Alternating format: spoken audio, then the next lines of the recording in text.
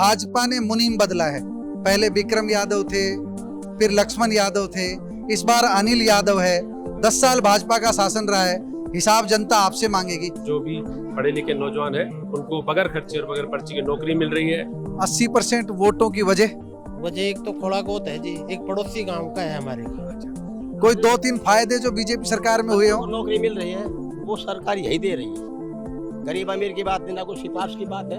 हम जहाँ भी जाते हैं बच्चों को, जो पढ़े लिखे बच्चे सबको बगैर सिफारिश के, हमारे तहसीलदार लगे, हमारे बच्चे सब इंस्पेक्टर लगे, खाली मोदी बीजेपी सरकार की वजह से लगे।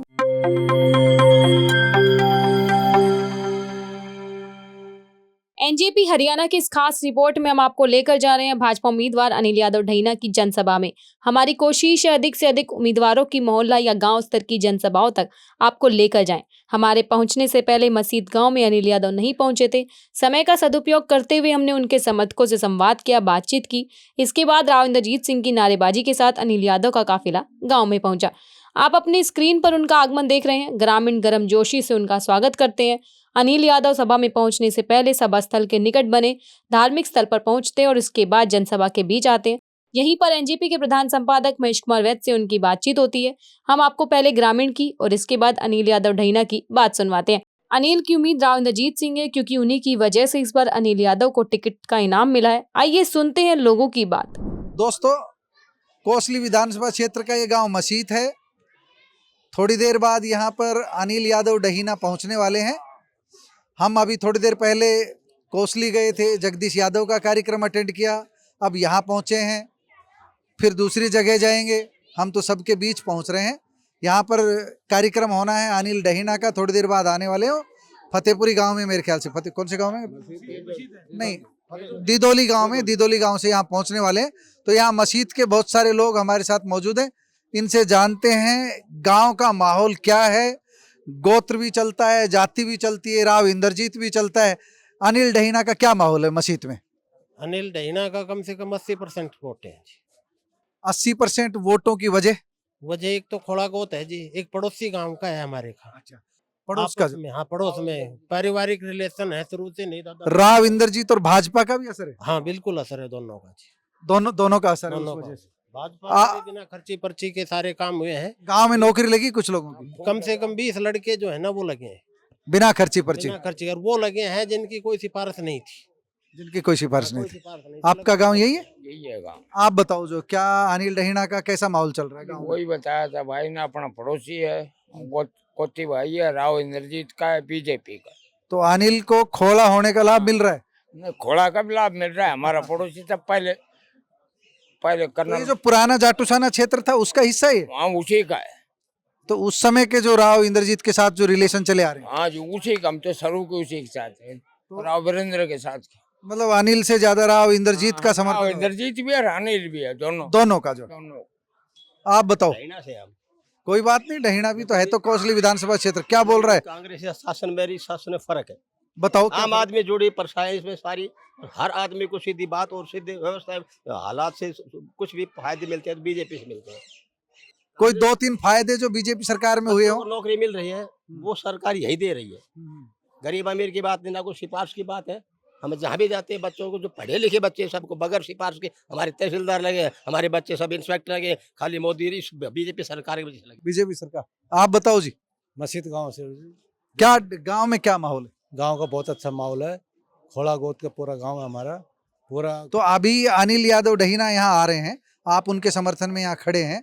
तो आपके गांव में पिछले 10 साल में हुड्डा सरकार रही, उससे 10 साल रहा मनोहर लाल का शासन रहा, थोड़े दिन रहा नायब सैनी का। तो 10 साल भाजपा का, 10 साल कांग्रेस का, कितना बदलाव अपने गांव में देखा आप? बीजेपी का बहुत अच्छा बदलाव है। गांव के अंदर बिना पैसे के, बिना रिश्वत के बच्चे भर्ती हुए हैं।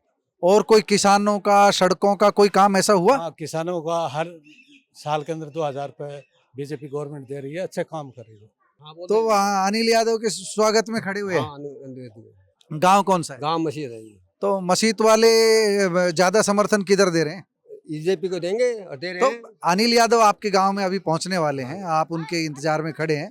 तो कोई ऐसा काम आपके यहाँ पर गांव में भाजपा सरकार में हुआ हो जिसको आप जो अच्छा बता सके? छोड़ो, सबसे पहले तो ये जिला पार्षद से आज एमएलए की सीट मिली है, सबसे पहली बात तो खुशी है हमारी। अच्छा अच्छा। मतलब आपके गांव में पड़ोस में पड़ोस में मतलब एमएलए बनेगा गांव का, और पड़ोस का है, बच्चों को लोग दुख सुख में आता है और समस्या हो तो उसके साथ। अच्छा, तुलना करनी हो तो अनिल यादव, राव इंद्रजीत, नरेंद्र मोदी, भाजपा, किस वजह से समर्थन कर रहे हो? हम जी नरेंद्र मोदी की वजह से, नरेंद्र मोदी की वजह से। और इंद्रजीत भी करे से तो जो कांग्रेस का कैंडिडेट है जगदीश यादव का, उसका नहीं है गांव में? गांव उसका भी उसका पर उसकी जगह है, उसको इतना काम नहीं किया हमारे गांव में। ज्यादा असर किसका है? ज्यादा बीजेपी का ही है। बीजेपी का असर है। ठीक है, ठीक। दोस्तों, एनजेपी हरियाणा की टीम पहुंची है आज मस्जिद। हमारे साथ मौजूद है भारतीय जनता पार्टी के उम्मीदवार अनिल यादव। अनिल यादव से जानते हैं। अनिल यादव जी, भाजपा ने मुनीम बदला है, पहले विक्रम यादव थे, फिर लक्ष्मण यादव थे, इस बार अनिल यादव है। 10 साल भाजपा का शासन रहा है, हिसाब जनता आपसे मांगेगी। क्या बड़ी उपलब्धियां लेकर के लोगों के बीच जा रहे हैं आप? मैं तो भारतीय जनता पार्टी के शीर्ष नेतृत्व और राव इंद्रजीत जी के आशीर्वाद से मुझे यहाँ से कोसली विधानसभा से प्रत्याशी बनाया है। और भारतीय जनता पार्टी ने जो सबसे बड़ा तो ये है कि बगैर खर्ची बगैर पर्ची के रोजगार दिया है। पहले हमें नौकरियों के लिए खर्ची और पर्ची के साथ लेना पड़ता था, लेकिन अब ऐसा नहीं है। अब सब पढ़े लिखे नौजवान, जो भी पढ़े लिखे नौजवान हैं, उनको बगैर खर्ची और बगैर पर्ची की नौकरी मिल रही है। और जो भारतीय जनता पार्टी ने ऐसे बहुत से काम करवाए, जैसे सड़कों का जाल बिछाया है, नहरों में सुधारीकरण किया है, पहले नहरें टूटी पड़ी थी, उन नहरों को नया बना है। और अभी जो कांग्रेस राज में जो फ्लाईओवर बना था वो बिल्कुल क्षतिग्रस्त हो गया था कोसली का, लेकिन अब बीजेपी सरकार में उसको दोबारा से नया बनाया जा रहा है, बाईपास को ठीक किया जा रहा है। ऐसे बहुत से काम है जो भारतीय जनता। अच्छा, बस हम ज्यादा समय नहीं लेंगे, एक लास्ट क्वेश्चन है। आपने अभी चुनाव प्रचार कई दिनों से चल रहा है, समस्याएं देख ली होगी, कोसली के लिए एजेंडा भी एक आपका तय हो गया होगा। क्या ऐसी प्रमुख चीजें हैं जो आपके सामने उभर कर सामने आई? क्या करेंगे अगर आप विधायक चुने जाते हैं तो? कोसली में जो प्रॉपर कोसली में देखते हैं तो मैं देख रहा था फ्लाईओवर की वजह से बहुत सी दुकानें बंद हो गई हैं और बाईपास भी अभी पूरा नहीं हो पाया है।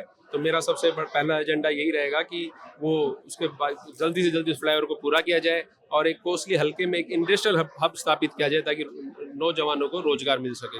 कोई राव इंद्रजीत के बाद कोई दूसरा कोई स्टार प्रचारक आने वाला है? अभी बात चल रही है, राव इंद्रजीत जी से भी बात चल रही है। अभी दोबारा प्रोग्राम करेंगे, हो सकता है नितिन गडकरी जी आ जाए, योगी जी आ जाए जी, पूरी उम्मीद है उनके आने की। आपका बहुत बहुत धन्यवाद, समय कम है, हम आपसे जो इतने का